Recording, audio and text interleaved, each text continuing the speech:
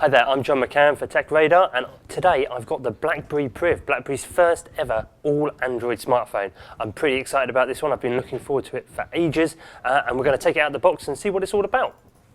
So first up, we've got the box. It's sort of quite businessy, as you maybe expect from BlackBerry, black, understated, a very slight effect of the BlackBerry logo on the box that you can feel with your finger, but let's open this up. I admit, already taken the phone out of the box, so it is turned on, so we can get straight into it.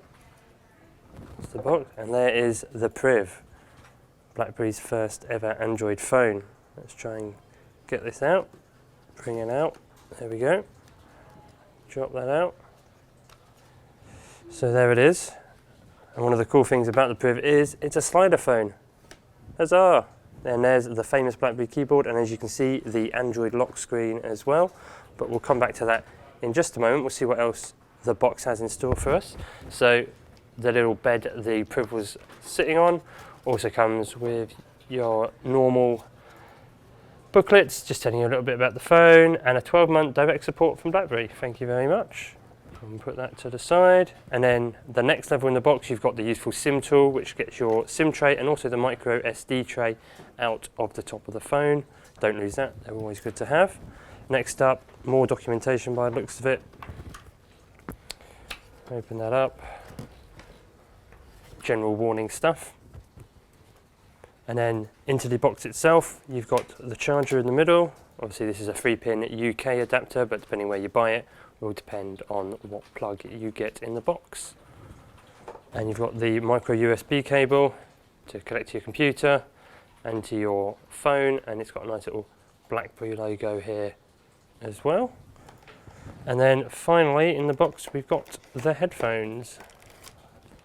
Open those. You've got a little bag of extra earpieces in here, depending on the size of your ears, and then the headphones themselves with an inline remote. There's a single button and a microphone, so you can drop and take calls. And then the buds themselves, again, pretty understated, but they look nice enough. Got the BlackBerry logo on them. And then around the other side, you've got the rubber earpieces. So that's what's in the box. And let's get into the Priv. From front on, it's got a lovely 5.4-inch QHD display. It's slightly curved at each edge, like the Samsung Galaxy S6 Edge. The curves aren't quite as pronounced, but it still gives that sort of slightly futuristic look. The metal rim around the side, at the top and bottom, is slightly raised, and that helps you get your finger under it to push it up and then reveal the iconic BlackBerry keyboard. Every key has its own unique angle for the optimum typing angle for you. Every key has its own unique angle here, and BlackBerry says it's the best angles for typing, so you should be able to tap out a message pretty quickly. Along the bottom you've got a front-facing speaker. Just slide that back down again quickly.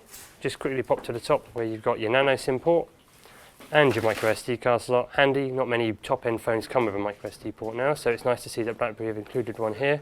Around the back you've got a large 18 megapixel camera sensor and a dual LED flash. BlackBerry calls this back texture a tensile weave, which is basically a fancy name for plastic. And then you've got the shiny BlackBerry logo on the back too. It is actually quite grippy though.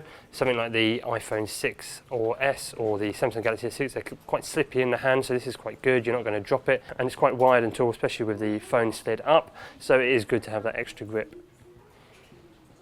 On this side, on the left side, you've got the power lock key.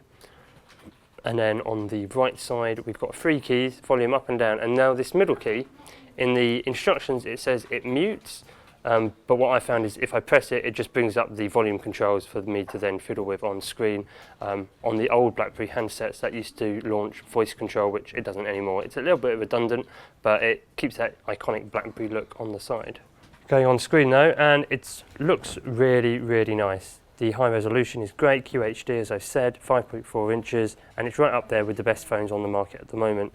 There's a range of pre-installed apps. Obviously there's a load of my own apps on here as well as I'm reviewing it. Things like BBM, and BlackBerry Hub has been ported over from BlackBerry 10, and it's actually one of the best features from BlackBerry's own operating system, so it's really good to see it make the leap. Here it pulls in all your different communications from calls, text, emails, social, BBM, and puts them all into one easy to manage inbox, which you can then filter and jump between. It's a really nice implementation. It works very well.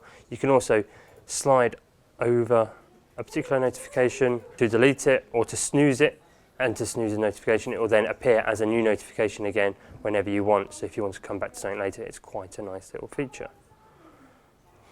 Something else, if you slide the keyboard up, you can use the keyboard to scroll a list and use it as a trackpad. It's a nice feature. If I go back to the home screen, you can also use it as a trackpad to skip between home screens, which is nice. Hold down on a button for Y, and it will prompt you to set up a shortcut. So you can open an app by long pressing Y, or start a call, or add a message to it, and that allows you to quickly jump to an app that you want without having to keep moving your finger. So there you have it, the BlackBerry Priv, BlackBerry's first ever Android smartphone. It's got a lovely 5.4-inch display. It's got a cool little slider action which feels quite retro and quite fun to use. Around the back, the plastic back may not be to everyone's liking. It's not the most premium, but the 18-megapixel camera should produce some pretty good shots. I personally can't wait to properly review this handset, and I really hope it puts BlackBerry back on the map.